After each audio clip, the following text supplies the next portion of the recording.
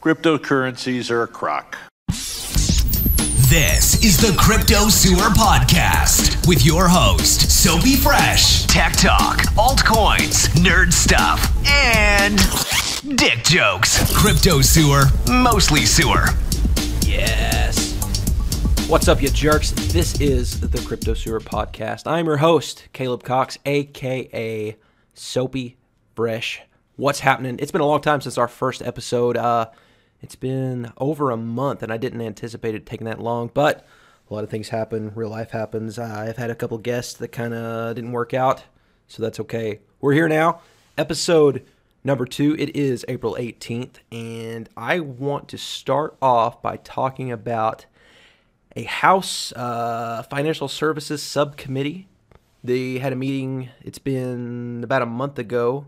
I think it was mid-March, and a lot of things came out. That very first clip that you heard right before the intro was Brad Sherman. Brad Sherman is a representative from California, District 30. He is a Democrat. He's been in office since 1997. It's been a long time ago. And this guy, he's one of those guys that's been in office for so long that he doesn't care anymore. He seems... I gotta be careful. He seems like he's all about the money. He was part of this committee, the subcommittee, and whatever anyone asked him, he was totally against crypto at all. He was totally spreading the fear, uncertainty, and doubt all over the place. No matter what happened, these guys would make incredible points, and then he would totally just, no, I can't believe that. No, you're a criminal. He thought everybody that used crypto was some kind of criminal. That made me crazy. I don't want to play the whole thing because that it was like 2 hours worth of just terribleness. So these meetings are so awkward. They're so proper. Gentleman yields us time. Whenever the gentleman yields back. The gentleman from California will speak now. It's so antiquated. It's super awkward. But what I want to play right now is at the very end. This involved there were 4 guys that they kind of had on their expert panel.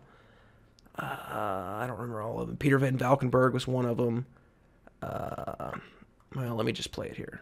And still, while we are in this first round, welcome back to Mr. Sherman, who is recognized for 5 minutes. Thank you. A currency is both a store of value, one you hope appreciates, and a medium of exchange. Let's focus on the medium of exchange. Is there any reason why I would need a cryptocurrency to pay for my groceries or anything else? Why would I that wouldn't be adequately served by using dollars? Why? What does that matter? We're here to discuss the legalities of this and the safety. These guys are in charge of protecting us from scams and from illegal activity and things like that. So he wants to know if it's actually useful. I don't understand what that has anything to do. Let's see. Yes. Peter Van Valkenburg here. Thank you, Congressman. No, not yourself, I believe, sir, because you and I are... You're assuming I'm not a terrorist or a criminal, and I thank you for that. No, I'm assuming you're an American citizen, which I think is a pretty safe... That one's safe. The other two are questionable. Sherman's got jokes, and he takes his victory sip of his coffee. What a douchebag. I hate this guy. Every time he opens his mouth, I want to shit in it. I want to shit in his open mouth. That's what I want to do, allegedly. All jokes here. Sarcasm, of course, for legal reasons. This guy, he hates on everything. And what happened is you look into his top contributors for 2017, 2018, as shown on opensecrets.org. You look at his top campaign contributors, and the number one is Allied Wallet. It looks like they donated $12,500. Now, what is Allied Wallet? Allied Wallet is a provider of e-commerce merchant services and online payment processing services, enabling business owners to accept credit cards and other payments on their website. Now, I'm not trying to drop the mic here because this was shown on Reddit, and a number of other sites picked it up.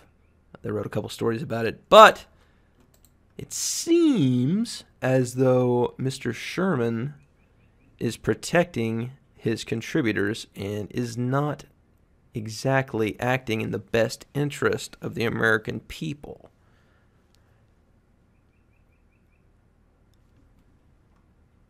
That's just me. Maybe I'm wrong. Maybe I am biased. Obviously, I'm biased. This is a cryptocurrency podcast after all. But Mr. Sherman seems to be caring more about who's contributing to his campaign than to what is actually best for the rest of us. Let me play you, if I can find it here, the end of Mr. Sherman's little session here. They each have 5 minutes to talk, so we're trying to unravel the intricacies of all the cryptocurrency specifics, and they get 5 minutes at a time to talk. So they're, hurry up. Well, I got 15 seconds left. Explain this to me. Explain the Ethereum platform to me immediately. It just can't be done. I don't think this is the proper venue, the proper method to really have these discussions. You really have to. You can't have just 5 minutes at a time. It's not going to work out that way. But anyway, his 5 minutes are almost up. And then he's like, well, let me just play it here. Perhaps we'll have another hearing, terrorist event financed by cryptocurrencies, and I yield back. Oh, the smug bastard. Oh, perhaps we'll have another hearing after cryptocurrencies are used to fund a terrorist attack. So that's more FUD that this guy's going to put out there, that it's only useful for terrorism and drug dealers, just like everybody said the internet was in the very beginning. Remember the very beginning days of the internet when it was all pornographers and degenerates, which, I mean, it's ended up being partially true, and it still is today. But I think we can all agree that the internet has brought about a lot of great things, and not just pornography and not just illicit activities. But that's what this guy and many others like him would lead you to believe. Well, what can we do about it? What we're going to have to do, District 30 of California, you're going to vote. You're going to get out there and vote this guy out. If you believe in cryptocurrency and future, this guy's got to go. He's a Democratic candidate, and I thought that Democrats were supposed to be the progressive candidates, right? Aren't they supposed to be the hope and change and looking forward, and let's do things for the best for all the people? But this guy says no, I don't like cryptocurrencies. I think it's only for terrorists, only to fund terrorism. It couldn't be further from the truth. I think this is a new and exciting technology, and we need to embrace it. Now, I agree, go about it carefully, but I believe the people should have the freedom to choose. It drives me crazy. Let's talk about something that I actually enjoy, like the UFC. Now, last weekend, I believe it was, or the weekend before, we had a UFC pay-per-view. Headliner was Khabib Nurmagomedov, who is my favorite guy in the league right now.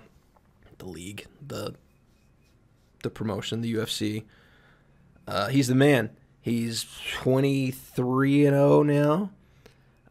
He just mauls guys. He takes them down, ties them up, and beats their face until they quit. They quit mentally. They quit physically. They just can't handle this guy's pressure. If you don't watch the UFC, you might skip forward just a little bit. But this guy's the man. But what drives me crazy about what just happened was his opponent dropped out. Okay, just a quick summary. His opponent dropped out. And they had a last-minute replacement for him. Now, when you have a last-minute guy, you'd never expect him to win. And he didn't. Khabib came through and obviously won decisively.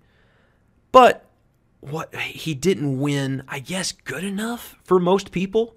So before this fight, people were saying, Khabib, he's the man. He's the greatest. You can't touch him. And he ends up, the fight goes 5 rounds to a judge's decision.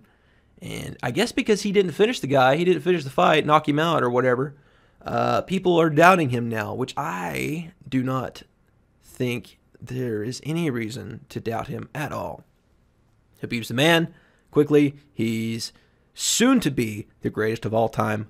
I said it. It's going to happen. Put your money on him. If you're going to put your money on him, you got to use mybookie.ag.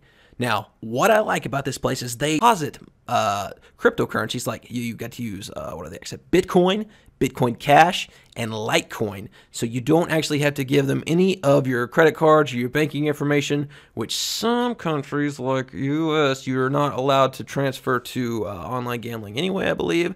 I think they made it illegal for the banks to transfer. So they're still legal to use, but you cannot transfer money from your bank account. So mybookie.ag offers deposits with Bitcoin, Bitcoin Cash, and Litecoin. If you check them out now and you use the promo code CryptoSewer, they will give you a 50% bonus when you first deposit. Now, I went to Las Vegas last July, and they've got all the nice sports books there. But what I hate about that place is that you got to breathe in all the smoke. Everyone around you smoking. There's so much noise everywhere. You can't relax. I like to use online sports books like mybookie.ag because I get to hang out. I get to hang out at my house. I get to watch the fights on TV. I get to listen to whatever I want to. I don't have to listen to people yelling around, telling to sell me cigars, smoking cigars in my face. I get to relax in my pajamas, hang out at the house, whatever. Eat whatever I want. It's all great. At home, enjoying it. mybookie.ag. Use the promo code CryptoSewer, all one word, for a 50% bonus when you deposit. Let's talk real quick. Moving on to, this happened a month ago. Man, it's been so long. ASICs, the ASIC miners for the Crypto Night algorithm. They came out. Monero, Sumo Coin, what else? Electroneum, which is looking kind of rough right now, but that's okay. They had a company come out, Baikal? I'm not actually sure how you pronounce it. I've only seen it written down. They came out with some ASIC miners, and at first it was looking kind of sketchy. They released this picture, and it's got this thing. It looks like a brick, and it's got a laptop charger next to it, and it says that they're going to give you like 20,000 hashes per second at 300 watts, which is unheard of. That is nuts. So I didn't believe it. I called fake news on it. Everybody that I talked to called fake news. Nobody believed it. We all thought, well, they manufactured them. If they're really manufactured them, they've been mining with them for months, and now Monero announces this fork, and they say we're going to fork now because of all these ASICs are out there. Nobody believes them. They fork, and their network hash plummets. It goes. So apparently, these ASICs were very, very real and terrifying. But what I don't understand about their marketing, the ASICs, they announced them. They said, oh, yeah, tonight algorithm. You can mine Monero, all these other guys. And then everybody on the forum was like, well, Monero is going to be forking in 2 weeks, and these are going to be useless for Monero. And then they're like, they take Monero off of their list of supported currencies. So it just all seemed super shady the way that they went about it. I didn't believe them. I don't know anyone that's bought them because everybody kind of knew that they would just be paperweights after too long. So I need to speak to someone who bought them and see if they got anything out of them, see if they got any money back. Because I think they were charging $3,000, $4,000, and you had to order a minimum of 6 of them. So I'm really curious if anyone made anything off those. Anyway, Monero forks, hash rate plummets, And all of the plummets, and all of the other kryptonite currencies are also following. But Sumo Coin, they forked. They used their own algorithm. They created one with the help of, well, I guess it was Curie Keefe officially, but I think we all know that ended up being someone else named Fire Ice UK, who was one of the heads of the XMR Stack Miner. I think that's public knowledge, but now I think I could say that. With his help, they created their own hashing algorithm called Kryptonite Heavy, is what they're calling it, as opposed to Kryptonite Light. They fork into that. Sumo's hash rate plummets. Difficulty goes down. Everybody's super happy. Now, the hash rate of your miners actually shows to be less, but with the vastly decreased difficulty, you're actually gaining more Sumo than you were before the fork, which is incredible. It's a delicious difficulty right now. I love it. I'm soaking it up all I can, filling all my bags. And if you have not checked out Sumo Coin, I love it. Totally. If you're into the privacy coins at all, if you're familiar with Monero, look into Sumo Coin. You will not be disappointed. Finally, today, let's talk about Verge. Just real quick, Verge announced a partnership. No, I'm sorry, it's not a partnership. I guess it was Pornhub announced that they will now be accepting Verge for payment. So now, if you don't want to use your bank account for your Pornhub, you can pay with Verge, which I guess goes back a little bit.